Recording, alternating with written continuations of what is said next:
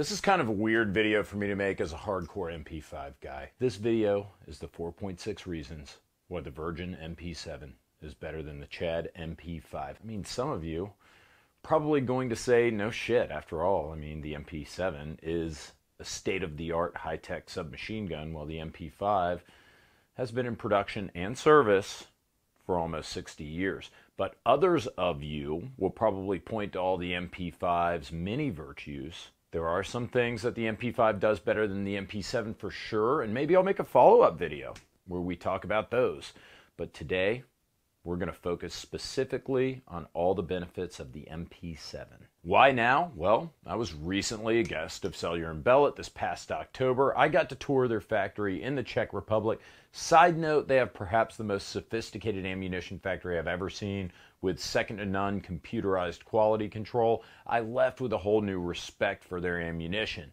They also had several MP7s for me to use, and they even arranged it so I got to participate in drills with the MP7 with Erna, the only Czech anti-terrorist unit in the country. This elite unit uses the MP7 as standard gear, and at the end of the video, I'll tell you why they picked the MP7 to replace the, you guessed it, MP5. If you're not really familiar with the MP7, that's fine. I'll tell you what it is as we go down the list of reasons as to why it's better than the MP5. Ugh. Let's go ahead and start with the most controversial point. I can already hear you guys bitching about this one, because this is how you have to start talking about the MP7, the unique caliber that just does things better than the 9mm. Now, I didn't say 4.6 by 30mm is better than the 9mm. S&B makes two kinds of 4.6 ammo, a standard ball and an armor-piercing variant. Erna says that S&B's armor-piercing version works wonders and that it's their standard issue after having problems with some other types of 4.6. The MP7 was part of the 1989 NATO solicitation that sought a lower recoiling, higher capacity, longer range subgun to replace 9mm, and they wanted it to defeat Body Armor 2. FN submitted the more powerful FN 5.7 by 28mm round, and H&K concocted the slightly weaker 4.6 by 30mm. The 4.6 is basically a steel penetrator round that will defeat a NATO CRYSAT target at 200 meters. That is a 1.6mm titanium plate covered with 20 layers of Kevlar meant to simulate former Warsaw Pact armor, which 9mm cannot penetrate. HK claims that the MP7 has an effective range of 300 meters, which is 50% further than the 200-meter range of the MP5 because of the faster and more efficient 4.6mm round.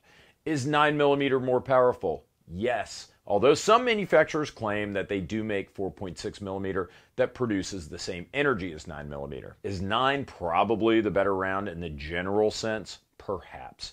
But the 4.6mm definitely has greater range than 9 and will penetrate body armor, unlike 9mm. Moving on to point number 2, still sticking with the caliber, because 4.6mm is smaller and lighter. That means that you can jam 40 frickin' rounds into an MP7 magazine versus 30 rounds into the same size MP5 magazine. You get 10 extra rounds, and that's one California mag of extra bullets, buddy.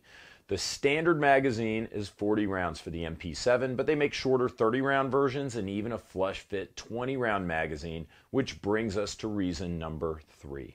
The gun's just smaller and lighter. My fellow MP5 boomers out there are going to say that isn't necessarily a good thing, and that's somewhat true. The MP7 has a lot of polymers and alloys in its construction, while the OG MP5, robust hunk of steel. There are benefits to the MP5's construction, which we'll get to in just a minute. But I think there's more value in the reduced overall footprint and weight of the MP7. The MP7 is a mere 16.3 inches collapsed, almost a half foot shorter than a collapsed MP5. And the MP7 weighs just 4.1 pounds, while variants of the MP5 are nearly 7 pounds in heft. The MP7 is, at least in part, smaller because of reason number 4, massively superior ergonomics to the MP5.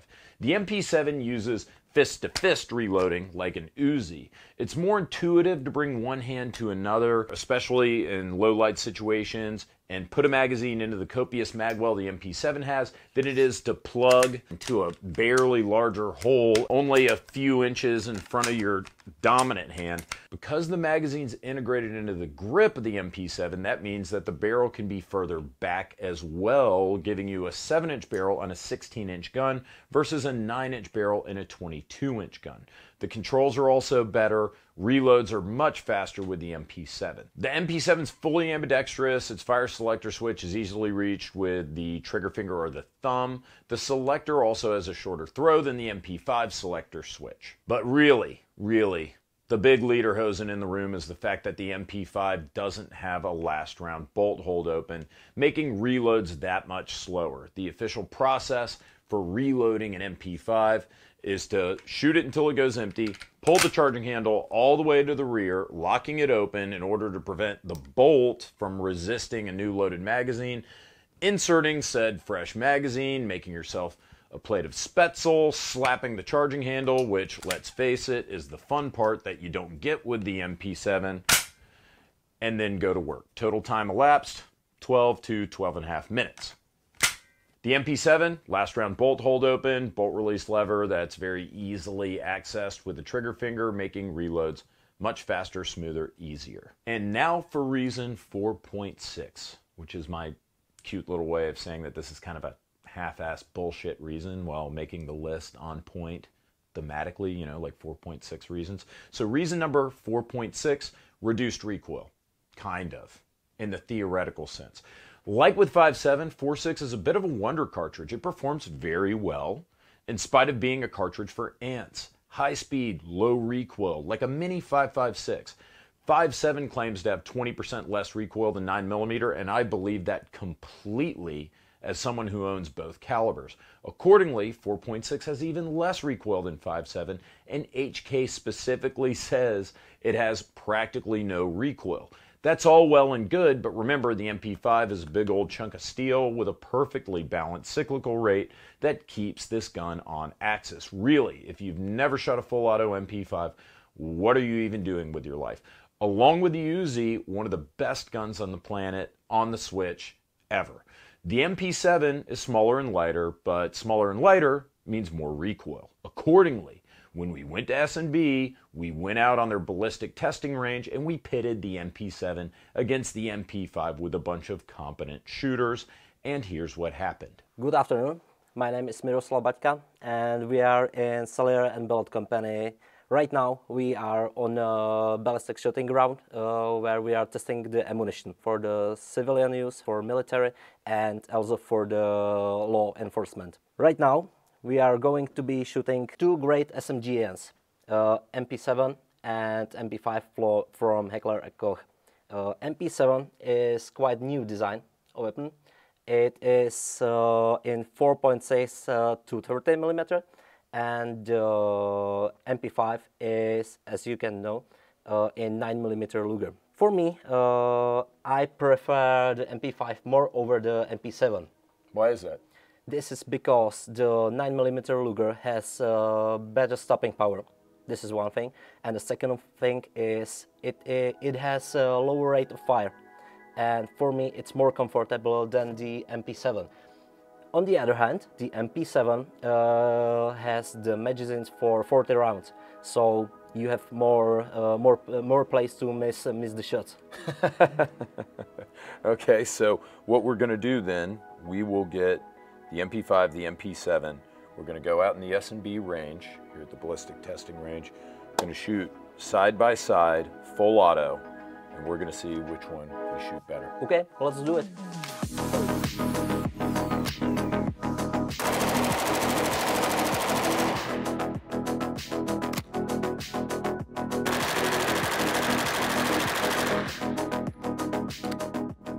So, this is interesting. MP5, I will effing take that all day. Holy crap, that's like an entire mag dump, almost all in the A from 15 yards. Here, I'm actually, like you're seeing a similar pattern from, and look how much smaller the holes are, by the way. Either it's me or maybe the sights, but this was just a little bit low to the left. I mean, if this group shifted up and was here, it would be just as good or better.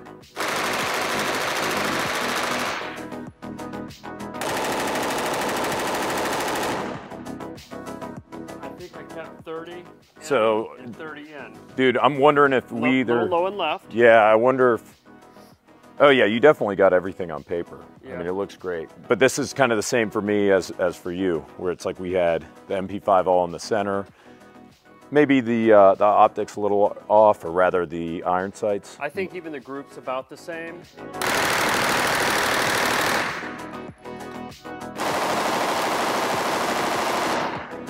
MP5, MP7, and again, I think this might actually be a side issue because it actually is. all three of us have done exactly that.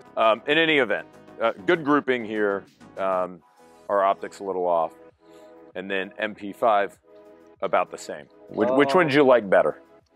Actually, the MP5. Why is that? It's easier to re-aim during the shooting. So you shoot, you see that you hit the target so low, then you can correlate it between it hits again.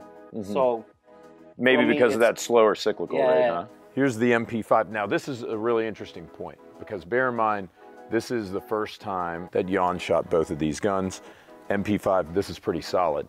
But remember, the rear iron sight was off on the MP7. And would you look at this? I mean, that's almost perfect. You had a couple out here, a couple out here, but almost every single round here in the black. So which one, don't think about the target. Which one did you like shooting better? Oh, honestly, both guns are excellent, 100% controllable. It's 50-50 for me, honestly. You like them both the same? Yeah, exactly. They're both comfortable. They're both extremely, pick whichever one you like. They're both fantastic. With everyone shooting the MP7 and the MP5, no one had any preference as to recoil as to either. The MP5 and the stouter 9mm, with its slower cyclical rate of 800 rounds per minute, was equally controllable as the MP7, which was 3 pounds lighter, but with a zesty 950 rounds per minute cyclical rate. However, the MP7 is so light and so easy to shoot that accurately shooting mag dumps one-handed is both possible and slightly gangster. Now, this is kind of a half-ass reason because both guns are really equal for recoil.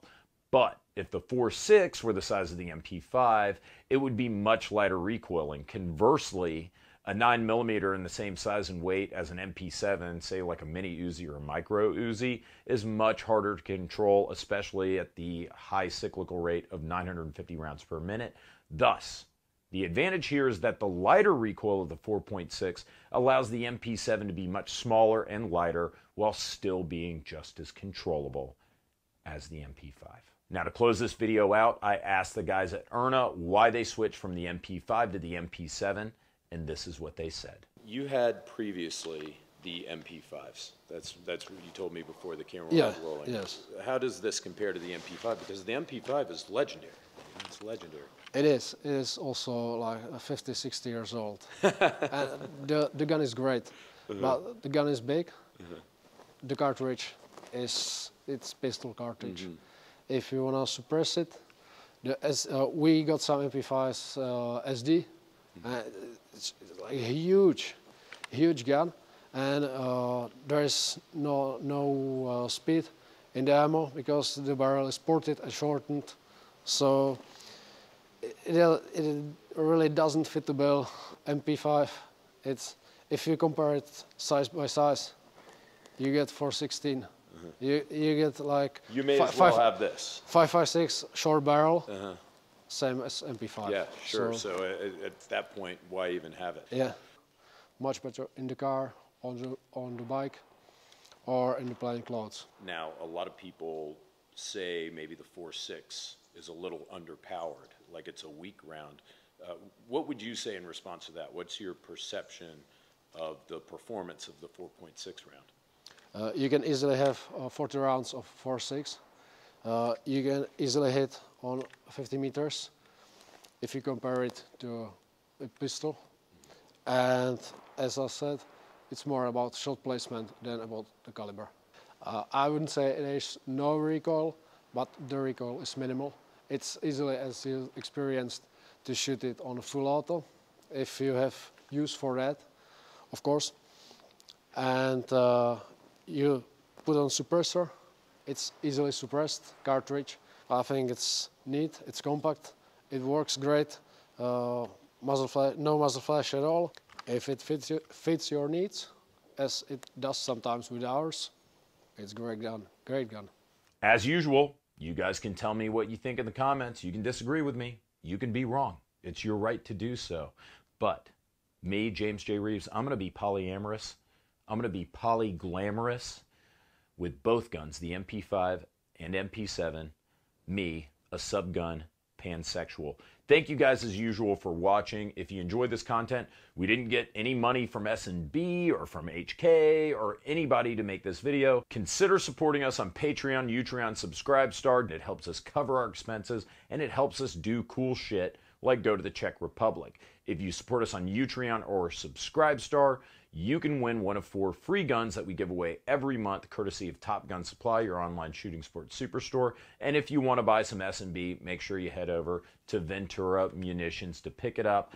I'm just glad you're watching as usual. Take care.